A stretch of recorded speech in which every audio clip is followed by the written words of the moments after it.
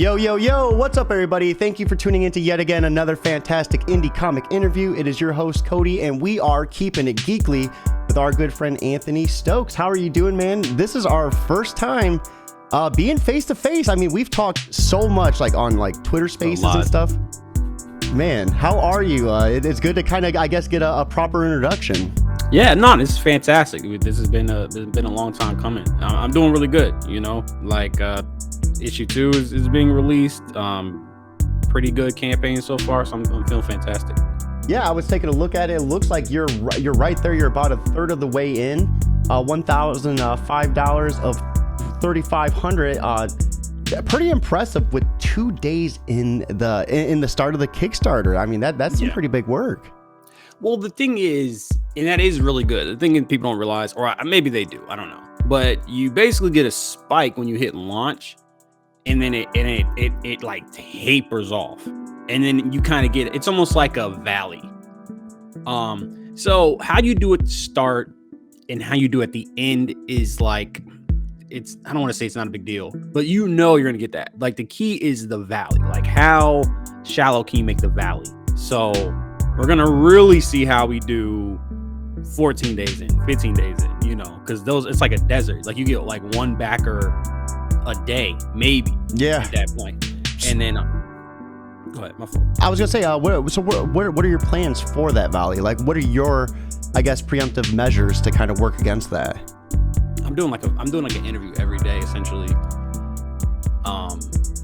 till through to the end of the campaign. Sometimes 2 a day. Yeah, I would say about 1 a day. I'm having a launch party with my family and friends, and they might not. My family isn't like the most tech savvy, but like when when we're in person, I can kind of get them to sign up for this stuff. So the launch party is gonna be huge. I mean, that'll bring in some money for sure. Yeah, just interviews, launch parties, spaces, Instagram lives, just trying. I don't know what else I would be able to do. Some cross promotion. Yeah, no, it definitely sounds like you have the groundwork set up. And like I said, when we first met, you were one of the people I was like forced to know. Like, you made it, you make people around you like forced to know who you are. And that, like, I think was like one of the biggest things that like really like grabbed my attention, because like you were like fearless with like how much you pumped this out, and I think it worked in your favor. I mean, you had how many backers before you even launched, or followers? Excuse me. I had 200 pre-launch followers, and then that actually ended up turning into roughly about 54. So I mean, up 25% of it. That seems like a pretty good number. It wasn't necessarily a pre-launch. Like, so Kickstarter will show you the breakdown. Let's say it's 20%. And I don't want to be like semantical, but the difference between like 20 and 25% when you're talking about 200 backers is what, 10 backers, which is like, that's not small, you know. That's a significant amount of money. So yeah. And again, that'll get kind of that'll go up as I reach out to people. The last 2 days, that'll go up. The launch party, that'll go up. But like, yeah, no, it was a very concerted effort to be like fearless. Like, I was like, I heard this guy, he was talking about his business, and he said, look, you gotta ask, because the worst answer you're gonna get is no or yes. You might get ignored.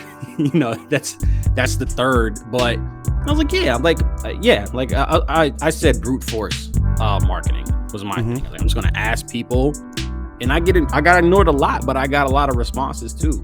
You know? And I think the responses you got were the good ones too, because a lot of those people like ended up surrounding you. Like, it was like we almost essentially, like, everyone in our little circle like ended up forming like a little mini community within this community, because like we all have each other's backs. Like, yeah, absolutely. Whether it's liking stuff or retweeting, or especially those Twitter spaces. I mean, we've definitely hosted some pretty like significant things. God. Like, that one on Sunday was like 5 hours straight. Like, geez.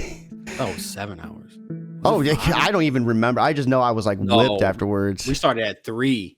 Yeah. So yeah, it was 5 hours. Yeah, and I was hanging in there. I was really hanging in there. It's like tricky because like I do want to self-promote, but also we had like 20, 30 people. Like, and by the time it was over, I was like, I'm beat. Like, I can't. Yeah. No, like, yeah. I remember at one point I was like, all right, man, Like, how you feeling? You're like, we're gonna keep going. I was like, all right, we're gonna keep going. Let's do this. And, dude, it was awesome too. I mean, those spaces are really something because you can just put on AirPods and like literally do whatever you need to, and just chip in when it's like almost like a podcast, like live. Yeah, man, that one that Ian had last night was crazy. Like, because I do a lot of research, so like the writing advice and like, okay, I mean, some of it is really good, but a lot of it's like, okay, I've heard this before, but that's fine. But it was like they had 2 artists in there, and it was fascinating. I was like, wow, like this, like I was like locked in. I was like, man, this is. I don't even have anything to add, you know. Like hearing their perspectives on like what they liked, I think was a real big thing too. Like, because you really don't, I guess, think about. I don't. I mean, I'm just the consumer in this, but you really don't think about, I guess, like the instructions you give someone, how vital it is if they're drawing people. Like, hey, this is what their face is doing. I would have never thought about that. Yeah, it is very important because you have to communicate the ideas, and I think what they said, if I can understand correctly, is I think facial expressions are huge. I think that's something that I think Ian said that too, and that's a big thing because that is what the point of the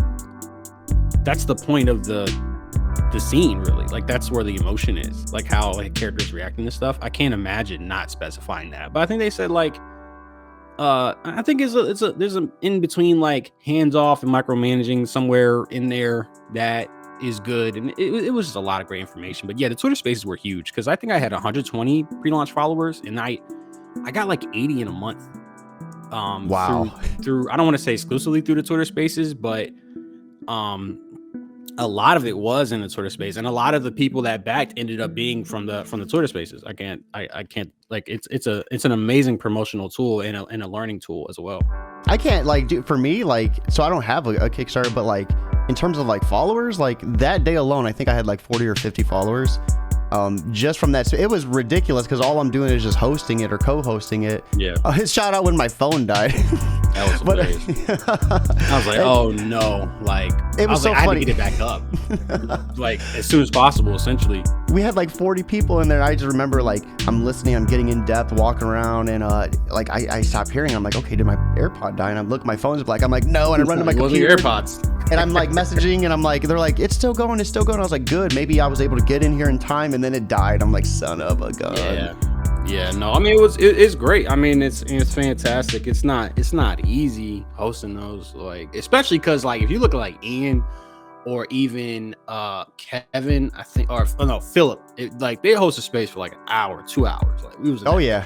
Hours, and it was not easy. But yeah, I mean you get a lot of followers. You know what I'm saying? You do a lot of networking. So what sucks is like, realistically, it's hard to kind of give everyone a voice, kind of hard to have everyone be a co-host or something, and it gets insane. No, yeah, I like I think everybody that wanted to speak spoke. I think that's I don't, when I'm hosting the space, I'm very like aware of who you're giving a co-host space to, and I'm not afraid to be a bad guy in those things, man. People like, I remember we asked somebody who was like, can you give me an elevator pitch? And the dude was like, let me tell you about the story of when I first started watching television. I said, bro.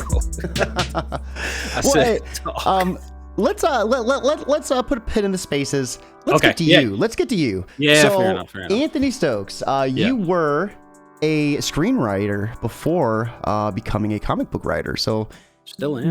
Let's start with that. Let's start with your beginning as a screenwriter. You know, what drove you to do that, and how did that translate into you creating Decay issue #1? So essentially, I always just liked movies. Like my dad was a huge sports fan, and I wasn't at the time. I'm a pretty big sports fan now, but at the time I was like a nerd. Like I liked like playing video games. You know what I'm saying?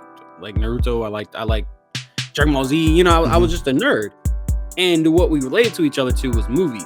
So like I knew when I was like about to watch a movie, and I would watch sports. I would watch like Eagles games. I've always been an Eagles fan, but I wouldn't watch like golf. You know what I'm saying? Like, or like baseball. You know what I'm saying? So it was like an easy way for us to relate to each other. And we loved Denzel movies. You know what I'm saying? So and at a certain point, I saw Superbad and Inglourious Bastards around around the same time. Like I feel like at least within a year, I was like, oh, I want to screen right now. And so Blank Page was whooping my ass for years. And then I graduated, bought a camera with like all my summer money. Could realize swiftly how hard it is to make a movie. Very swiftly. Like even What was some of your favorite movies to watch with your dad? Just like a top 3, I guess. Training Day was like huge. Training Day was huge. That is a good one. The like Avengers. He we did like the superhero stuff. Spider-Man. Yeah, so I would say like Denzel movies and like the superhero movies like I think Avengers was the last. Denzel was such a remarkable actor. I mean, dude, I remember the first time watching that, and he had him smoke PCP, and basically he's like, "Now I got you. Now you have to do what I say." And it's like, holy crap! Like that movie is great at being very subtle. Yes, at really, you watch it now and you realize certain things. I mean but I mean, we've all been Jake, right? Like we've all been in a situation where we know the least about something. We're way in over our heads, and you get your teeth kicked in, essentially, not literally, but like just situationally, where you're like, yeah, I'll smoke. Yeah, I'll smoke a little PCP. Why not? I'll smoke PCP. Like that. No, that movie is incredible. That's one of his best performances. Fences is also. I mean, Denzel. We don't. Ooh, American Gangster. I loved American Gangster. It's a long movie. It's such a good movie, though. It's a long ass movie. Oh man, we could talk about Denzel all day too. I could literally talk about Denzel all day. So you started realizing how hard making a movie was. What came next? Damn near impossible. My camera got stolen. Oh, yeah. I mean, it has not been to call it a bumpy road would be an understatement. From there to here. So some life stuff, won't elaborate on that, but just life being the shit out of me. 2017, 2018, I started taking writing seriously again because I kind of fell off because I'm like, I was like, man, I can't. It's like I don't have a place to live. I can't worry about making a movie. You know what I'm saying? Yeah. Like 2017, 2018, I started writing again, and then I got the idea to make a comic book because I was like, all right, this might be cheap. I mean, I always read a lot of manga too. Manga would manga would be a second place in terms of like media I've consumed behind movies. So that was that I had it in my head, you know. I read Sky Pilgrim, I read Watchmen, so I started writing scripts for a comic book March 2020, and then I think in like the December, November of that year, maybe later, I wrote Decay. So was that was around quarantine time? It seemed like, right? Quarantine time, yeah. So like obviously the COVID was like terrible, but I just tried to make lemonade out of lemons, you know. I'm stuck in the house, you know what I'm saying? I'm stuck in the house, I can't do anything. I might as well like, you know, bust these scripts out. And I was very, very, very fortunate to have a job that was I worked, like, long story short, I'm a contract to the government, so we had a job, we was working, so it was like just that combination of job security and not being able to go anywhere. I just started working, and I was like, you know what, like that other stuff is the hard stuff, you know what I'm saying? Like real life stuff, that's the hard stuff, you know what I'm saying? Like sitting down and writing a script. And I guess I always have that perspective to where writing is not hard for me, because like I said, the writing is the easy, like even distribution is infinitely harder than writing, you know what I'm saying? Like even marketing, the production, like that, the writing itself is the easiest part. Do you think that like was driven from just like the amount of movies you watched growing up, like with your dad, like just seeing all these different stories and consuming all this different media? That too. Like it was probably like a 2-part thing where like, I consumed, like I didn't have much of a life. I didn't have a lot of friends. I ain't gonna lie to you. Like I would go to the library and I would have a stack of manga books this high, read some of them. It was cool. Like I would go to get some Chinese food up the street, read the rest of them and go home. Like that was my summers. A lot of times I would watch a lot of movies, so there was a bit in it was a lot of like watching video essays. It was a lot of self-taught essentially. Like if you believe in the 10,000 hour expert thing, then I'm like an expert like 3 times over. If that's what you believe, essentially. Because I asked that because there would probably be quite a few people who would argue that writing is hard for them. It's hard for them to come up with ideas. A lot of artists, especially, say that they don't even know where to begin. So I was just curious if any of your past kind of bled into that. Because it would just seem like having all that media to just like formulate story after story in your head. Because I mean, all the time when I watch a movie, I think of what could happen next or what could happen differently. Like I like to dissect the movie in my head. So I wasn't sure if any of that was the same case with you. Well, yeah, and I've been writing for a long time. I've been writing for, I mean, like I said, I asked for a camera from my parents. I think I might have been 8, 9, or 10, but younger than 10, certainly. So I've had this on my mind for a while. I've been taking screenwriting seriously since I was 14 years old. So for over half my life, I've been a writer. So there is a level of not experience with producing stuff, but writing as well. And like I said, I just want it's. I don't want to diminish that because, like, yeah, it's easy for me, but I think the problem is that there's not a lot of practical writing advice. It's a lot of like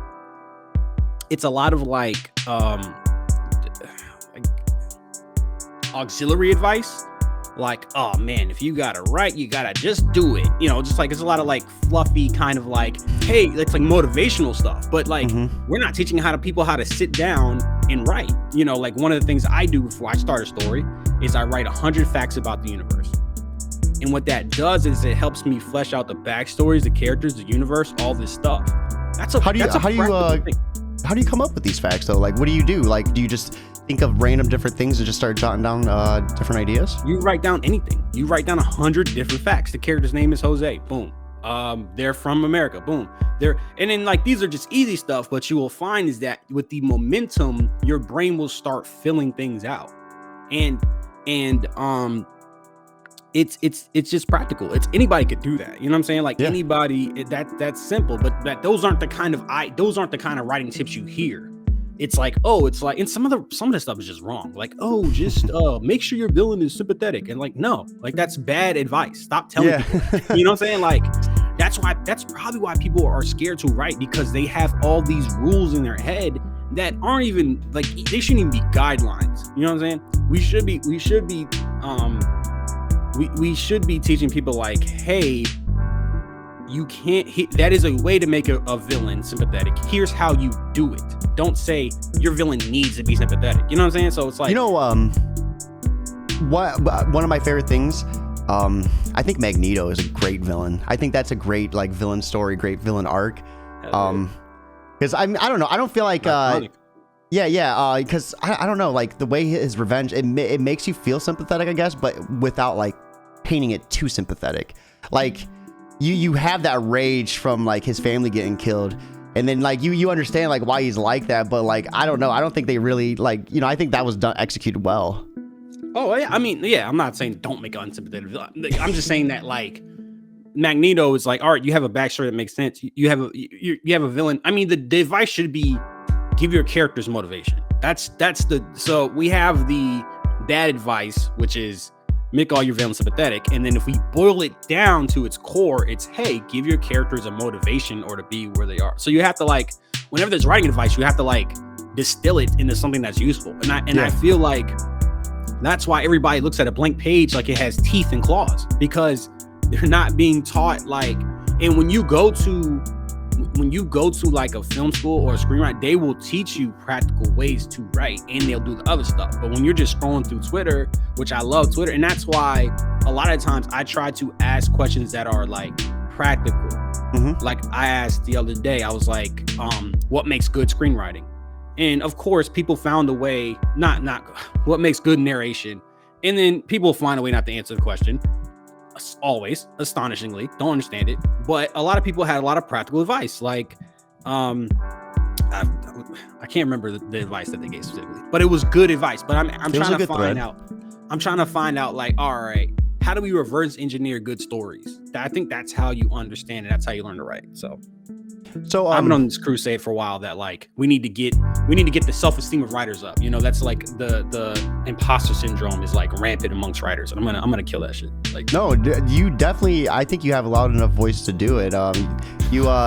For real. I mean, I love seeing you hit the street with it. You mentioned that you come up with 100 different facts. Is that the way you do your world building, or do you come up with like an idea for what you want first, then do the facts? Like, I guess, like, how do you start doing the world building first? For me, it's usually a scene. It starts with dialogue, because my favorite thing is dialogue, or it starts with a premise, or it starts with specific scenes. Once you have the scenes and you have your premise, okay, before I start writing, like, I got a bunch of ideas, right? It's just dust. It's just in the ether, right? But when you do the 100 facts, it starts to like materialize into a story. And you get themes, you get story and all that stuff, you know. So what was the pivotal moment for Decay issue 1? What, I guess, scene or moment made that comic come to light? Well, that started with the very, very end, so the end of issue 5. But essentially, I just inserted myself into the story in some ways. And I think that is the final piece for me, anyway. Like, when you inject yourself into the stories, you make it like, okay, I understand what this character is going through. Like, and that was it. Like, kind of just being like, how do I feel about life? Like, what's my perspective on life? Okay, how do I reflect that in my characters? Boom, got it.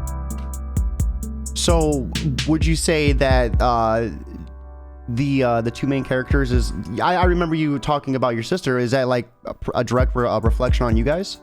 It's really about my mom more so, but a brother and sister story just made more sense at the time. But it's about staying alive for somebody else. That's what Decay is about. Wow. You know, you go through certain things and then you kind of gotta like bear down and like hold each other down. So it's really about my mother. I do have a sister, and she, you know, there is some inspiration there, and she's certainly held me down. Shouts out to Haley, I love you. So it's like 80% my mom, like 20% my sister. It's I honestly would have never guessed.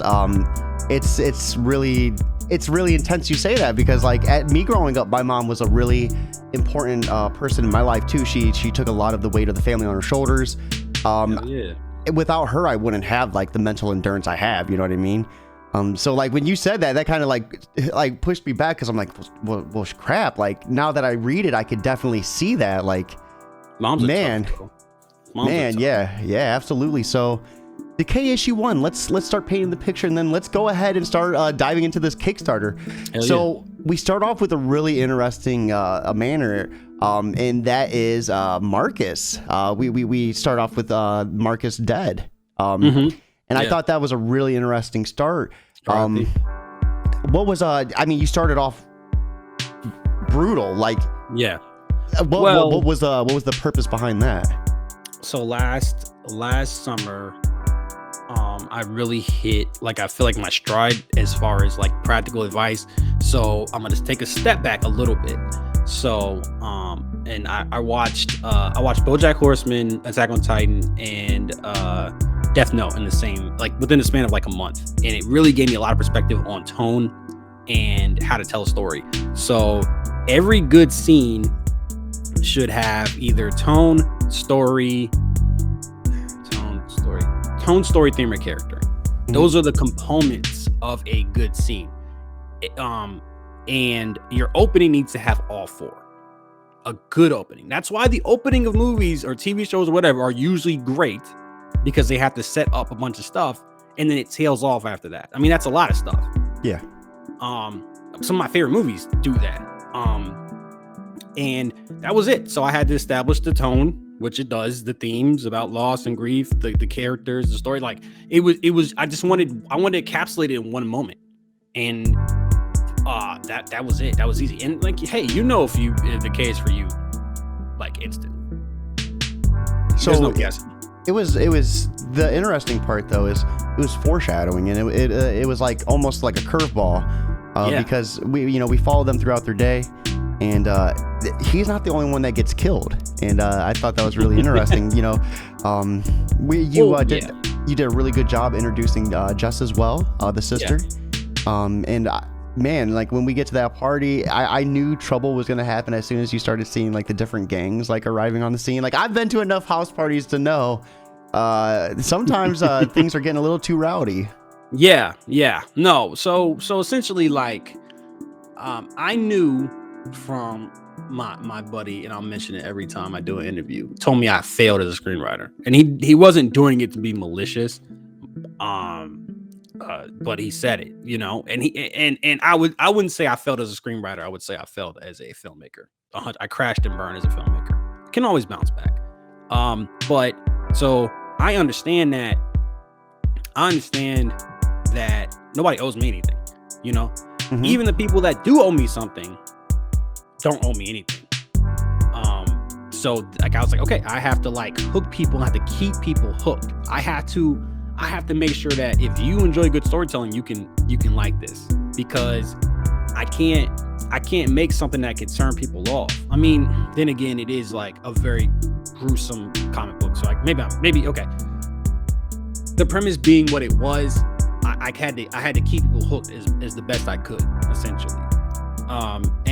Yeah, like so I needed some tension throughout the first half, I would say, and the tension and the dread comes from knowing like the what's going to happen, you know.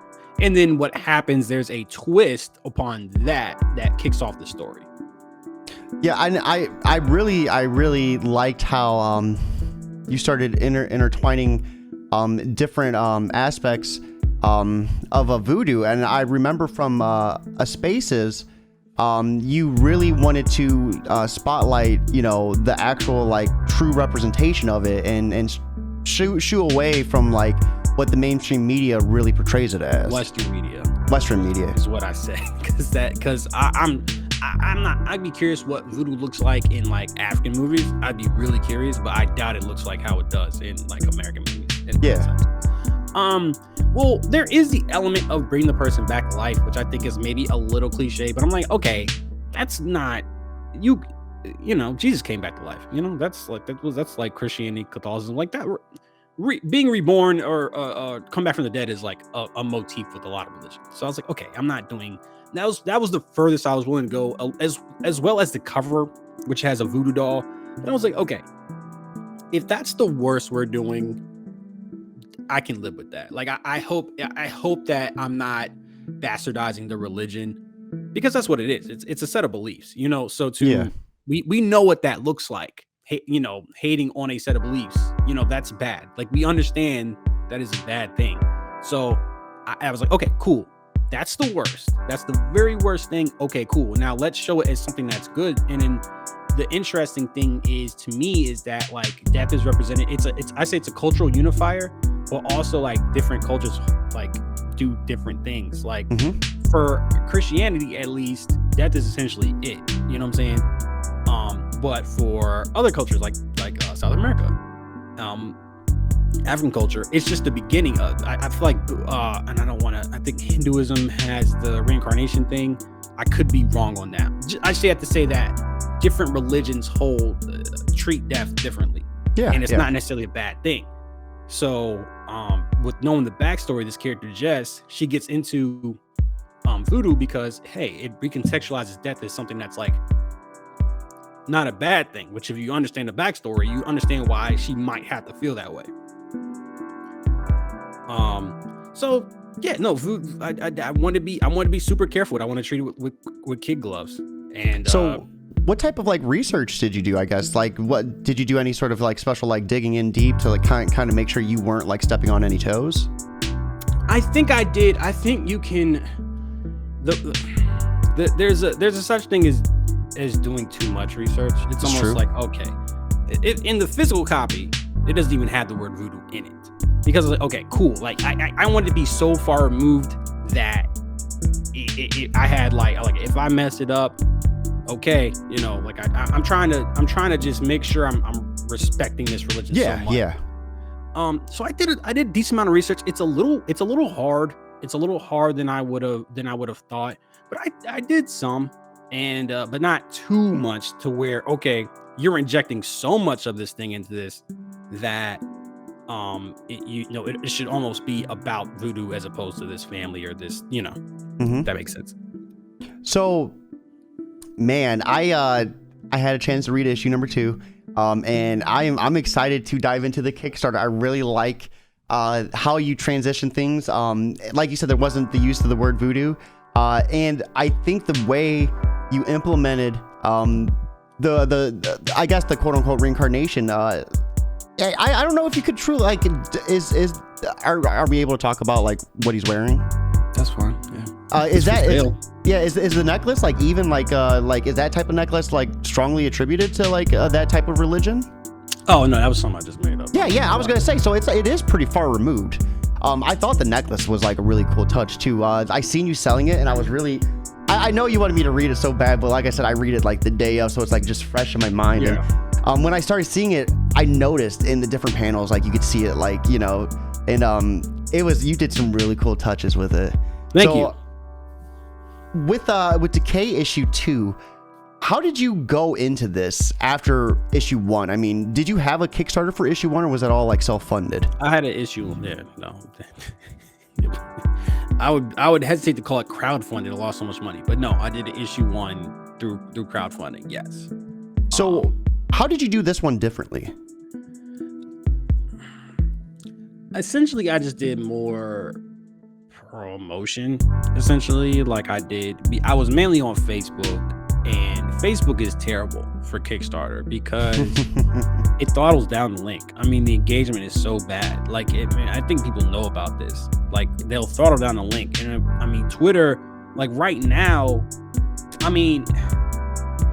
it would show you where your sources are from, and I have like 12, 13 backers from Twitter specifically, and like none of them say Facebook. So, and I was on Twitter, and I did as we talked about, like the Twitter Spaces, the Instagram, all kinds of stuff, just more promotion essentially to keep it simple. When you first started on Twitter, how did you like break into it? I mean, because I love making these spotlights for the creators, but like tools too, for anyone new listening. So what was some of the things you did to kind of like start breaking into that bubble? Because there is an indie community, and if you're not a part of it, like I myself experienced this, and another friend experienced this. If you're not a part of it, it seems like there's no one out there. But once you get in that community, you're just surrounded by hundreds and hundreds of people.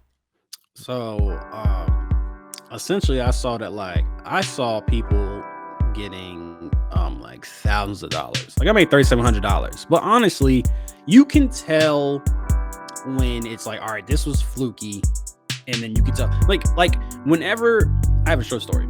So my friend, he was a rapper. So we get out of high school, and we have like our little crew. Like I was the videographer, they were the rappers, we had producers and stuff like that. Dude has a concert, right?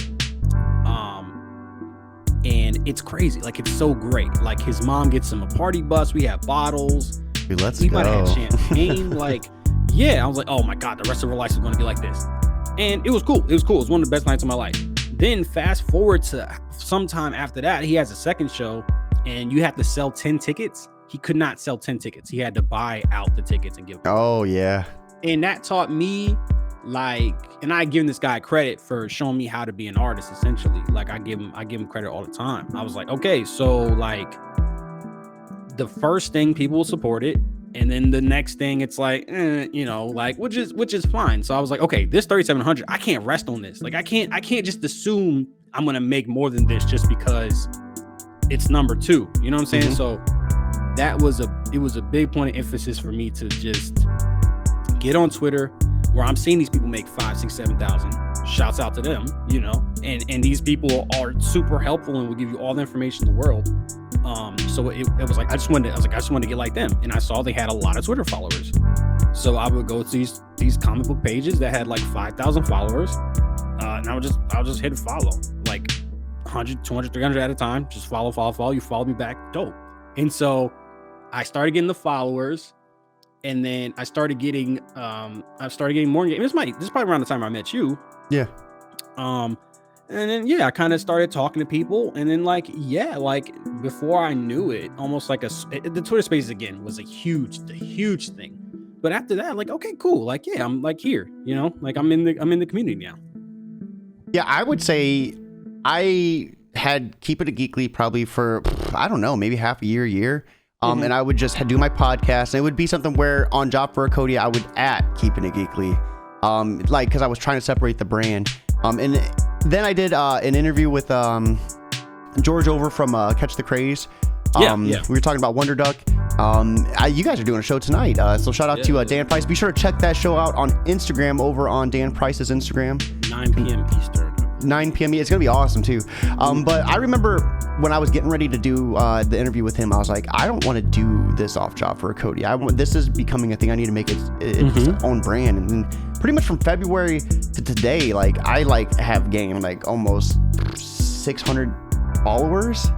It was I don't even know how to describe it. It's the indie community is one of the most and I made a post about it the other day. You hear about the big two, comics are always dying or on the decline, but it seems like the indie community itself is blossoming more than ever. Well, you got to think people still want to buy comic books. So if the big two are dying, which is probably there is probably some truth to that.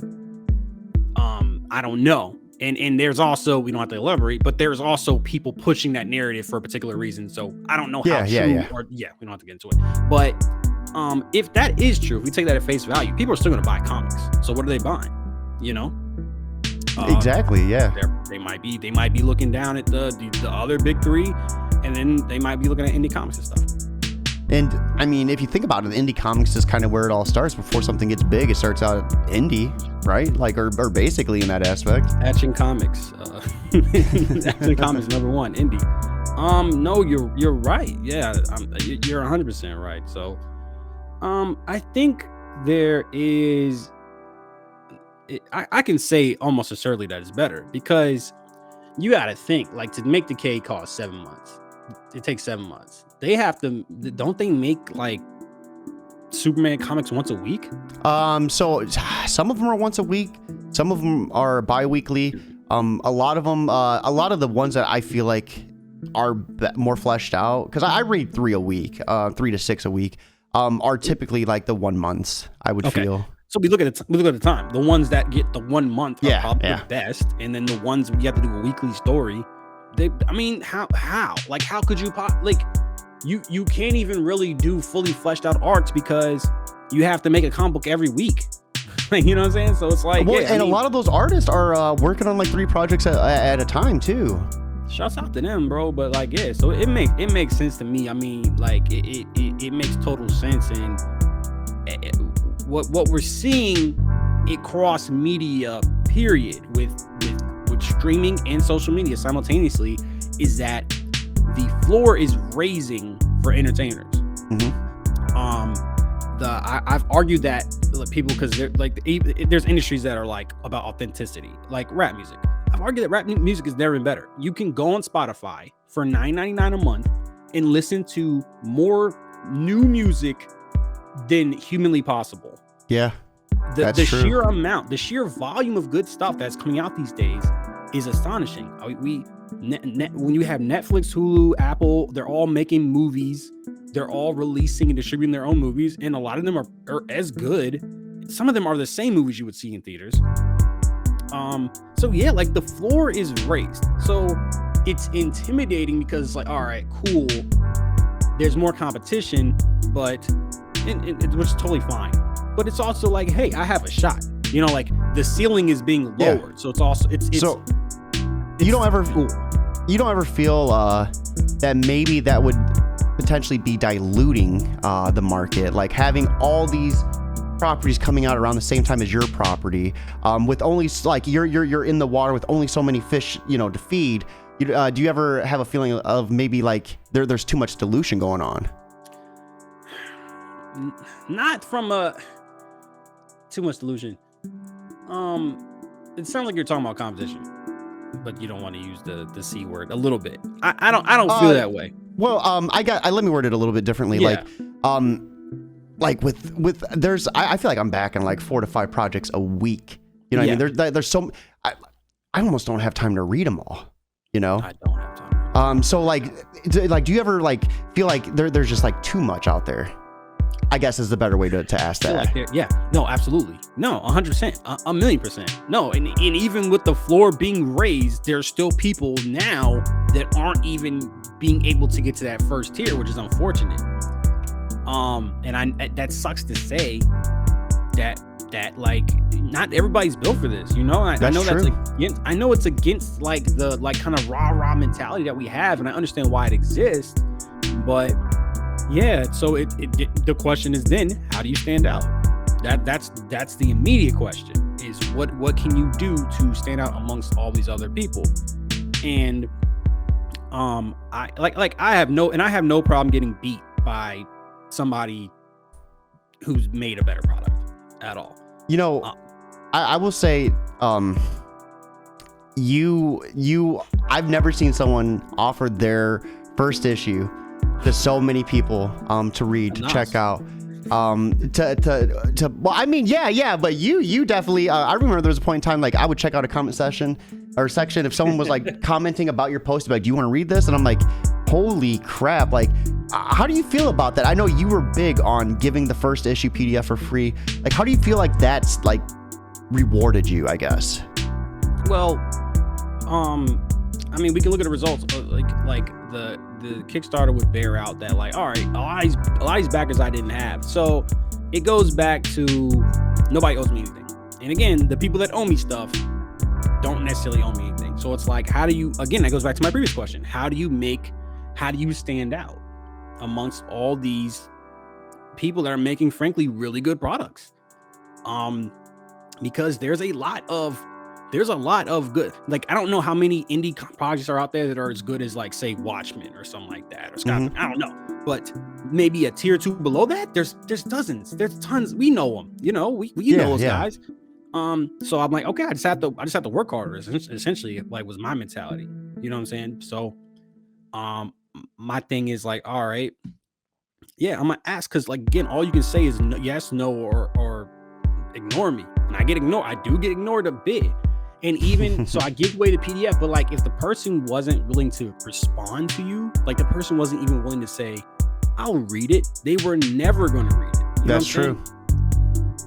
As far as I'm concerned. And then in that aspect, they were never going to back either. A lot of people are paying for something they already got. Like for a lot of the backers I got were people that already had the PDF. So no, I mean, it just works for me. It works for me because I don't have the background. I don't have the comic book background. I don't know, like, I'm still pretty new with, I'm still getting, like, used to this space. So yeah, it just made sense. I mean, and I've had people, I mean, I know we probably want to keep it light, but I will keep it light, but this is an important story. The guy was like, I don't get, because what you'll do a lot is you'll give your comic book away to put into an indie bundle for Kickstarters as an add-on. Are you familiar with that? Yeah. This guy was like, I don't understand why I should give my issue 1 away for free. How about a preview of a bunch of different comics? And I was like, that's not a reward. That's a preview. That should be available for free anyway. If your comic isn't available for free, your issue 1, then certainly a preview for your issue 1 should be free. And he was like, oh, but then that doesn't make sense because it costs. It's like, it doesn't cost anything to put a comic book on a Google Drive and send a link out.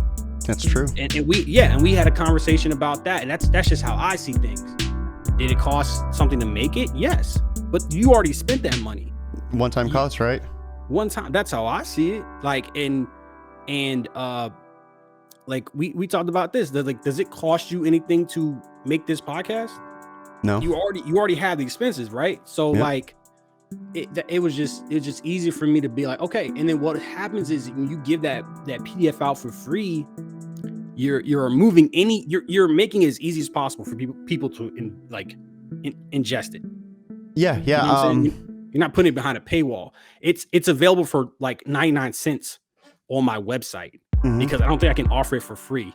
Like, I don't think I can do that. But like, if I could offer it for like $1, and a lot of people told me like, oh, it should be $3. I'm like, all right, if they would spend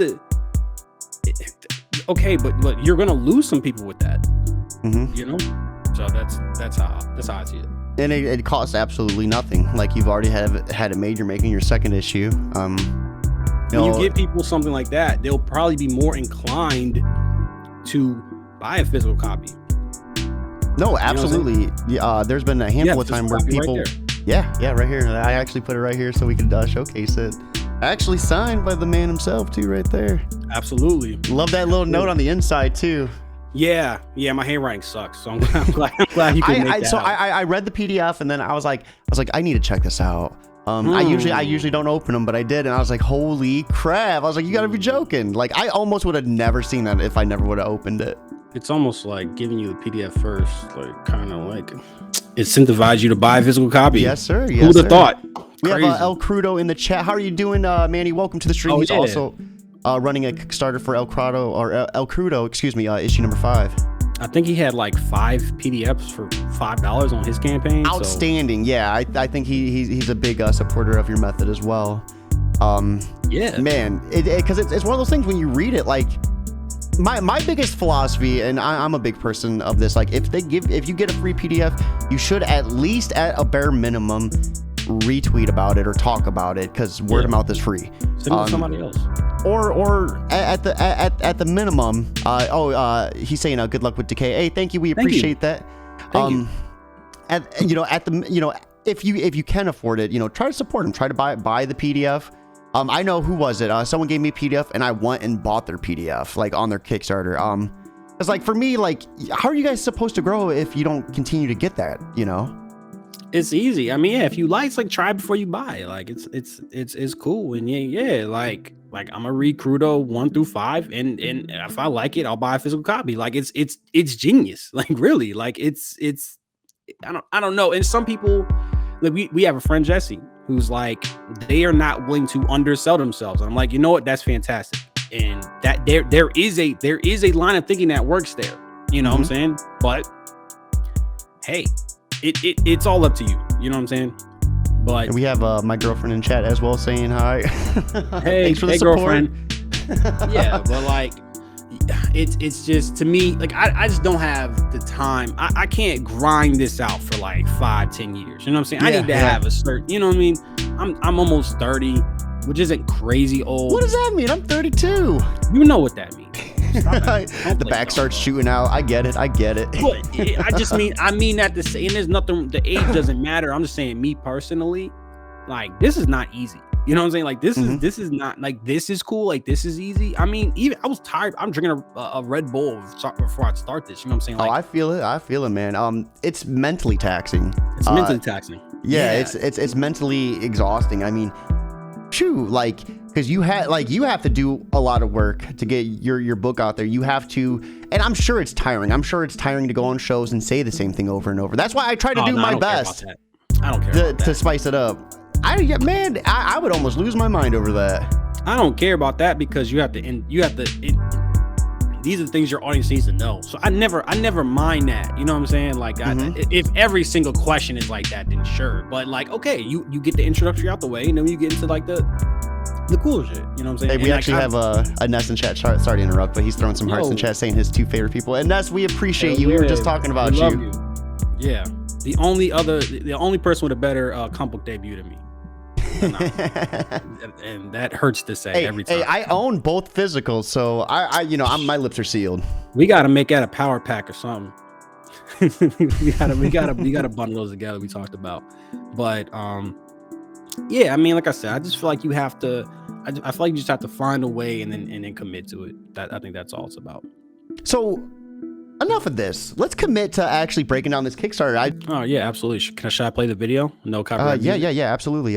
When you click it, make sure to full screen it though. Let me know if that's too loud. No, it's good. Jesus. Little intellectual property theft right here.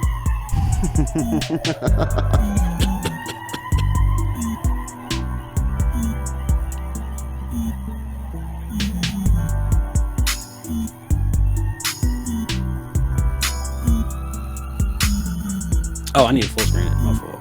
No, is that? No, you're good. Okay, cool. It's not full screen on my side. Shot. My name is Anthony Stokes. I'm the writer and creator of Decay Issue 2. Decay is a bleak and atmospheric story that is character-driven and ends with a gut punch. When I was doing research for Decay Issue 1, which was my first ever comic book, a lot of the advice I got was start small. And as a result, Decay Issue 1 is largely about setting up the characters and asking questions. There was heavy emphasis that anybody that enjoys good story could pick up Decay and like it. In Issue 2, we answer some of those questions as well as ask some new questions to keep the story engaging. There's more world building as well as more payoff, and we still get to understand the characters better, which was very, very important. Decay Issue 2 has all the improvements on a technical level that I learned from Issue 1, and I've been working with my artist Marcelo for pretty much 2 years now, so our connection and chemistry is growing stronger, and as a result, the art is only getting better. The comic book is ready to go. I've learned a lot from the last Kickstarter, and I'm taking all those lessons that I learned into the second Kickstarter to make sure that everybody gets their rewards swiftly after the campaign ends. We have 2 variant covers. We have a mixtape full of original music inspired by Decay. We have merch, all available as rewards for the campaign. Thank you so much for watching, and I hope you enjoed Decay Issue 2 as much as we enjoyed making it. Reminds me of what was it? Atlantis? Is what is it? The Disney animated she has the white hair and the blue makeup and it glows blue. I never liked that movie. You never liked that movie? No, it looks stupid. Oh my god! I was a stickler as a kid. Look, I didn't watch it. Like, you know what I'm saying? Like, I didn't watch it. I don't know, but hey, good. Hey, that movie rocks. I guess. He's like, if you like it, hell yeah. If you like it, I love it. So we started out as a sequel. So let's go ahead and start breaking down where we're at. So this is the last page of Issue 1. So, you know, some zombie stuff, a little John, why am I blanking on his name? John Romero. Got the moon here. Got headstone here. Got the story, and this is actually your blurb that you wrote. Yeah. I admit, so I'll be honest. When I was double checking this, I was like, no shit. I was like, you used it. I hate elevator pitches. I despise them. It's just so hard because you don't want to say too much. I don't know. So Nessus was the first that I did like the little summary thing about that I do on Twitter. Mm-hmm. And then I remember when I did yours, you're like, hey dude, I really like that. Can I use that? I was like, is he being serious right now? Like, yeah, go ahead. Like, and then you used it. I was like, no shit. I just suck at this. Like, it wasn't even a compliment. Like, I just hate coming, like, pulling it down so much. And then, like, you don't want to reveal too much. I don't know, man. It's weird for me, but yeah. So, just some stuff. So my letterer is SK. Shouts out to him. My illustrator is Mark Oliver. Here's some of the inspiration: The Crow, Lovecraft Country, Monkey's Paw, Frankenstein. So Monkey's Paw, I love it because it's like a morality tale, you know. Mm-hmm. And it has to deal with, again, death and grief again. And I think morality tales are fascinating. It's like watching a character make a bad decision that you know you would also make. Like, to me, like super compelling. So is Jess's brother, like, was his name inspired by the letterer? Excuse me. No, it was DK. Like, I had to come up with a name, so I was like DK. I wouldn't say I regret it, but it's a pun. No, I got you. I just wasn't sure because it sounded like the letterer had like kind of like a similar. So I wasn't sure if that was like a nod or not. SK came on for Issue 2. So, I gotcha. Yeah, shouts out to him. He's kind of just a weird coincidence. Yeah. That talks about the morality story. This is one of my favorite lines. Like, it's adult in its themes, but it's not adult in its content. That makes sense. So it's like not a lot of nudity, not a lot of cursing. There's only like, I think 5 curse words in the entire series so far.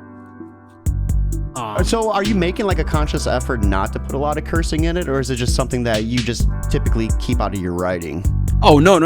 I curse. I curse a lot, which I'm sure you noticed. and it's almost like you want to inject the good things into your stories, right? Mm-hmm. But you have to be aware. And my mom, my mom and my grandmother read this in front of me, and I was like, oh God. I was like, thanks for the support. But I'm like, okay, cool. The least I can do is not have excessive cursing. But like, that's not what the story is about. But I want to be restrained, and when people cuss, I want it to be like, I want you to feel it. Impactful. Yeah. So there's 5. Yeah, there's only 5.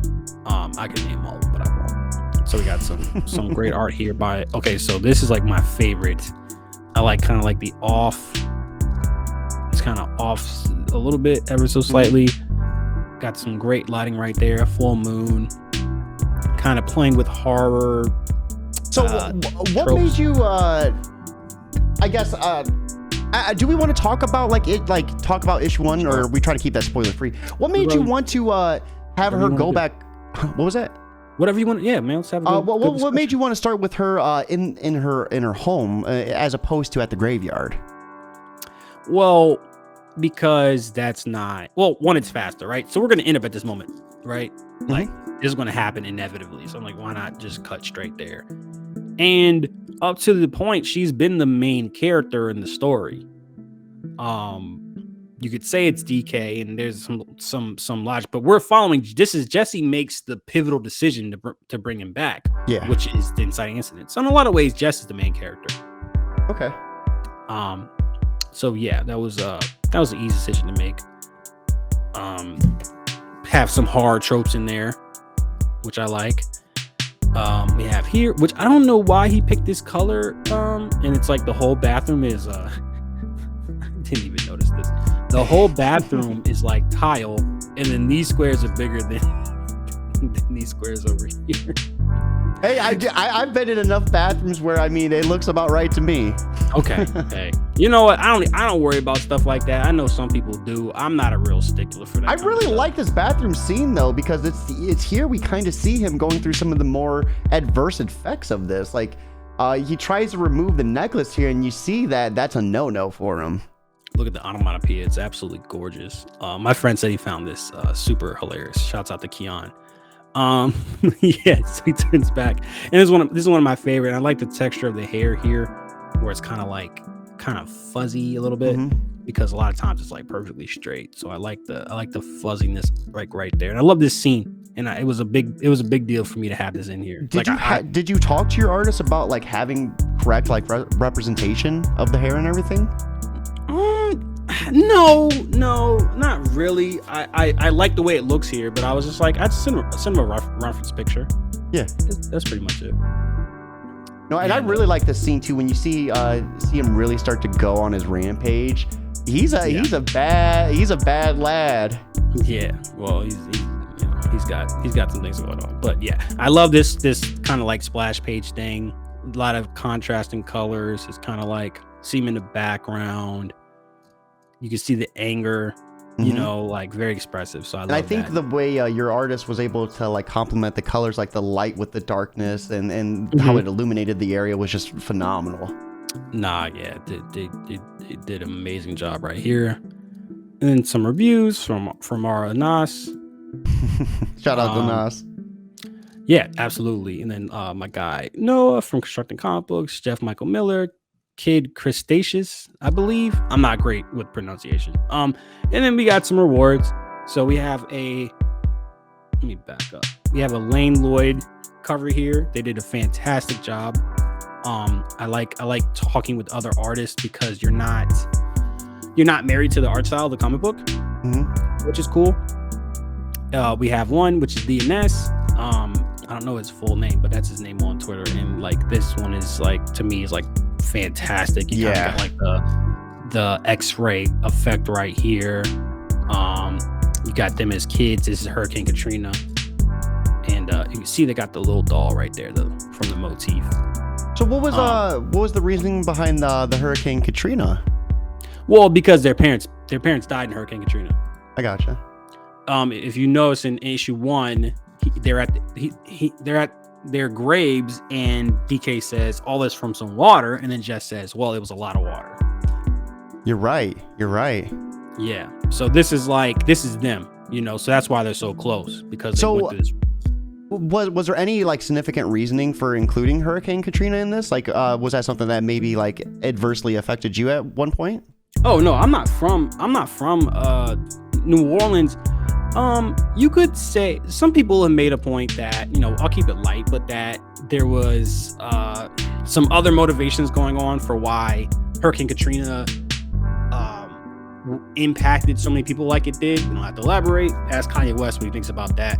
And I was like, okay, so I can sprinkle in a little bit of social commentary here, but not have it take away from the real story. You just add flavor to it. I gotcha. A little texture, I like to say.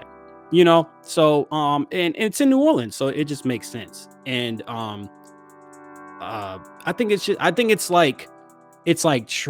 very tragic what happened, and it's almost like adds like this ominousness of like this is a real event. This isn't like the Death Star blowing up Dagobah. You know what I'm saying? Like this really happened. Yeah. So there's that, and then we got the one that you got right there, Tales of Decay. Shots I out love the retro look on it so much too. It's the highest selling. Yeah. So with issue 1, was DK's name like in the book at all? Because I couldn't. Yeah, I was gonna say I couldn't remember being able to find it because I wanted to talk about it, and I was like, I gotta figure out his name, and then it was actually this cover that gave me the name. That's hilarious. Yeah. No, it wasn't said because I want the dialogue to be really natural, and there's not onomatopoeias in there either. Issue 1, and I would love to say that was a conscious choice, but I'm not too sure, to be honest. I might have just forgotten, but I was like, I want it to be really natural. I want it to be really. It wasn't the not name his name because there was no point for somebody to be like, yo, DK, let me get a drink. Like that'd be sloppy. So I mean, to be honest though, when you gave Jess a name, that's when I kind of had the idea that she was going to be more of a protagonist, because it was up to that entire point. I'm like, what is this dude's name? Like, so that's kind of like. You can say she's a protagonist. Like it's not a reach. I mean, she's just as much as issue 1 as he is. Yeah. And I like you were saying earlier, the pivotal choice she makes. I think it really, it put her in the spotlight. I just thought it was an interesting choice though. And now hearing it, you wanted to make it more natural, so that definitely makes a lot more sense. What was for Marcus though? Like, did you have any friends that influenced you for Marcus's design or characteristics? No, I mean, I thought just like again, like just sprinkling in some representation. I gotcha. Nothing too crazy. I mean, Marcus is there to like he's like the more adventurous one of the two. DK's more conservative because of what he's been through. He's more cautious, and Marcus is more like the party boy. Yeah, party boy. Like he's more, he understands like, hey, you shouldn't point at somebody at a house party, which we had to discover that, but DK doesn't know yet. So yeah, I mean, but Marcus is there to serve a purpose. But like I think DK and Jess get some really good characterization. Oh no, absolutely. I think the building that you did between those two was phenomenal. I really felt the emotions for Jess, like when she like was at the morgue and she seen, she's like, oh no, this is my brother. Like, I definitely and you see that bleed into issue 2 a lot more too. The brother sister bond. Like I love what you have going on between them. Yeah, no, absolutely. Yeah, and that probably is like my relationship with my sister Haley, who I adore. She's amazing. And then you got kind of like an anime inspired by Eduardo. These are variant covers from issue 1. So we have a bunch of covers. We have 6 covers available in total. These are the necklaces, and then these are some of the tiers. So we got the digital catch up. You got some physical copies, some of the rewards. Oh, a mixtape, which you heard a little bit of the music from. So it's a pretty simple campaign. And then we got some of the variant artists right there. So make sure y'all show them some love. Yeah, I definitely love like the different rewards and the physical. The necklace looks awesome. I think that's going to be really cool too. The way you incorporated that. So the creators and the artists. We have you, of course. We have Mark. And then we have SK. Did I say that right? SK, yeah. SK, all right, yeah. Loves his fonts. He wrote that for me. He worked for a couple big names, 2 comics to movies, and Sigmate Studios. Sigma Studios. I think that's his studio. And yeah, it wasn't an accident that I got like the biggest letterer I know. Like I was like, yeah, like I need some clout here. Yeah, no, that is so awesome. So that is it for the Kickstarter, right? Did you want to go through any of the tiers more in depthly, or do you feel like you did them justice? Yeah, I mean, they're physical copies 10, variant copies 15. You can get 2 copies for 20. Signed copy for 30, mixtape, you get the necklace and the other rewards for 60, and then the other stuff is a bunch of just combinations of just like more stuff. Oh, you can get drawn in for $250, and then you can get a portrait for $165. And oh, that's cool. So drawn into issue 3. And that's going to get you 3 signed copies of your choice. So that's cool too, because the signed copies I think you have for 30, right? Yeah. So I mean, like right there is like $90 just $90 in value. Yeah. That's an awesome deal right there. Free shipping. So let's start breaking down, I guess, what you've learned along the way. So with this Kickstarter, you've worked really hard. You put your feet to the street, and now you're coming up across what's more commonly known as like the plateau. So how's that making? How are you feeling with that? How are you working through that? You know, what are some of the things that I guess is going through your mind with it? It's just doing a bunch of these interviews, doing the Twitter Spaces, doing the Instagram lives, just trying to get it out there, just trying to be active. I mean, it's hard. It's a marathon. And I'm also doing a launch party with my friends and family, which I mentioned, which is like a good way to get a bunch of people in one place to get them to back and stuff like that. So, and things like that. I mean, I don't know if you can ever really beat the plateau, but I think you can make it. I mean, the hope is that you have a big enough jump that the algorithm will pick up the comic book and then it'll kind of give it to other people. Hasn't happened yet. I keep waiting for that. I keep like refreshing my email for that project we love, and I guess Kickstarter don't love me, not yet anyway. So what would be some advice you'd have for someone out there who's just kind of really getting in the dumps about it? Like any sort of like words of wisdom kind of help them pull out of it? Just hang tight. You know what I'm saying? Like I think that's it. Is keep in mind, like something I've realized is you're gonna have ups and downs, especially being a creator, and you just have to contextualize and have the perspective of when you're in down moments, and this is in life in general, that like these are gonna pass. Like you're gonna feel better eventually. It's hard. It's like screaming into a void a lot of times, because like, damn, I'm doing all this stuff, and then like, you know what I'm saying? Like you appreciate the retweets and the quote retweets and the likes, but it's also like, damn, bro, could you just like throw me $1? You know what I'm saying? Yeah, because retweets like, aren't funding the campaign. No, I totally get that. But you're only 2 days into it too, you know? Well, like I said, it's a plateau. You just acknowledge it's a plateau. Yeah. You know what I'm saying? And you ask me how I feel about other people. And, yeah. No, I know. I gotcha.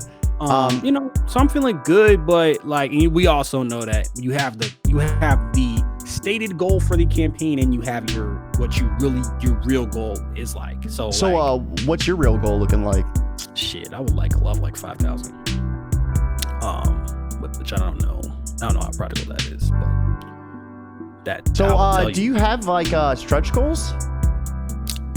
We gotta get to the we gotta get funded. I will have stretch goals, yes, but I'm not like ideas for stretch goals and stuff. I mean, you do the indie comic bundle. I think 30 people hit me up. Like I had that experience you had when you made your Who Wants to Do an Interview. You got like God knows how many responses. And I got a bunch of those.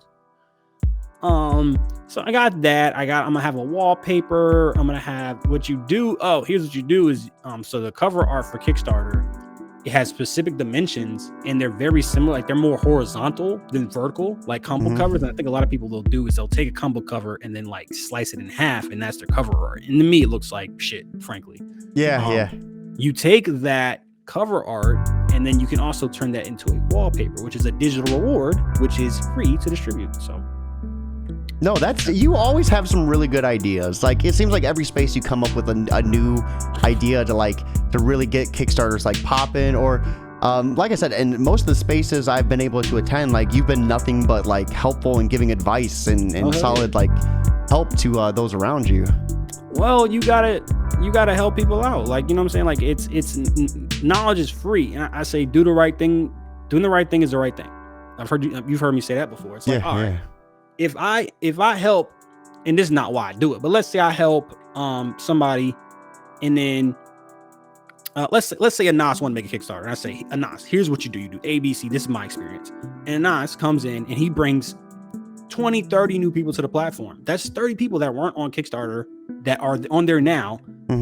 That won't be. So it's like, again, that's not why I would do it, but it's inevitable that it happens. Yeah. If I ever get exhausted from helping people out, I'm just like, all right, like, if the joy of helping somebody else doesn't do it, I'm like, okay, cool. Like this might help out me specifically future, and maybe that's the pushover. But I just find that being genuine and just doing the best you can for other people.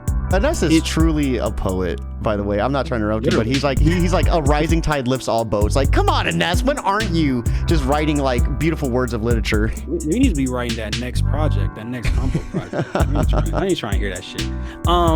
But he's right. He's 100% right. Like, yes, a rising tide, exactly. And then, hey, that person might like for instance, Dan, one of my favorite people, Dan Bryce.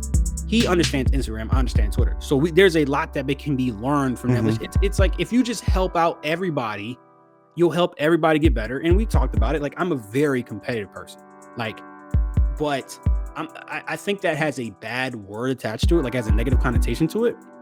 But it's like, if you think about it, like players on the same team compete. You know what I'm saying? Like, competition is supposed to make everybody their best. And I just want to help everybody get better. I want everybody to do amazing. And then, like, ideally, I do ever so slightly better.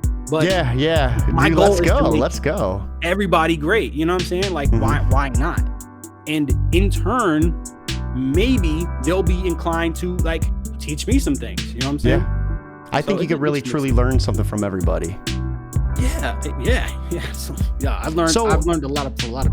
For anyone that's watching, and that's kind of like, I guess, like on the fence about backing, what would you like to say to them if you could have a moment to reach out to anyone who's like looking at your Kickstarter right now, but is reluctant to press the back button? Fuck you waiting for? Do it. I mean, I just want to say this, and I'm not trying to. I know I can be a little spicy, but like, I feel like I'm doing things the right way. You know what I'm saying? Like, or at least not the right way, but the hard way. You know, this is not an easy sell. To make something that it doesn't appeal to, it's not all ages. There's no sex appeal. It's not inspired by a larger IP. It doesn't have, like, I can't rest it on some big social issue. You know what I'm saying? It's like, nothing wrong with those things. You know what I'm saying? I love those things 100%, but those things do sell easier. You know what I'm saying? Like, yeah, no, I get it. I get cynical. it. That's literally it's hard to sell what you want to sell because the population wants what they want. You know? Yeah, and I joke all the time. Like, I'm about to be selling non-safe for work covers real soon if this shit, to pick up. So hey, those ones always hit like 10 grand in their funding. I fucking noticed, Cody. It's ridiculous. It is ridiculous. Like, I'm not even joking. I know you're not joking. There's like, I'm saying, for me personally, like, I decided to make a better story, the story I wanted to tell, as opposed to a story that would sell. So it would be nice. It would be nice to get like a little extra acknowledgement of that. Like, that would be like, I can't wait to get my flowers for that. You know what I'm saying? Like, hey. And there's a lot of people that are doing that. There's a lot, like Ian's Tomb of the White Horse. Like, that is certainly everything. That's nothing that I just described. I loved it. It's fantastic. It's like the way the story just went. I was not expecting that. Phew. So good. I think we came to one of my favorite parts of this interview, and I think you have an answer I've been waiting to hear for a long time. So for anyone who's been in your shoes before, who wants to start writing comics, and is trying to get to it but having trouble starting, what would you say to them to kind of motivate them to get their product out there, to get their product started? Quit. You don't have the room for you. I would just say get out. I'll just say, like, how bad do you want it? If you can imagine doing something else make you happy, then like maybe this ain't it. But if you love it, keep at it and do everything you can, short of financial ruin, because this is expensive. But just remind yourself like how much you love comics and how much you love storytelling, and hopefully that'll carry you through.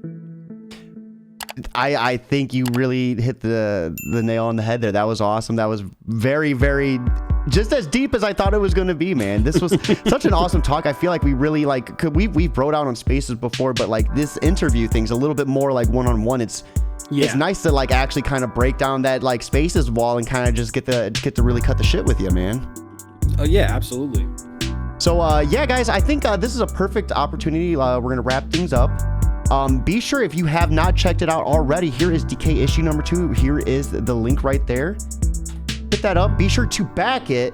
What the hell are you waiting for? What are you amazing price. The catch-up tier is just phenomenal. You're doing yourself an injustice if you're not picking that up for, 2 books for that price. Is just out of this world. With that being said, guys, we are going to be wrapping it up.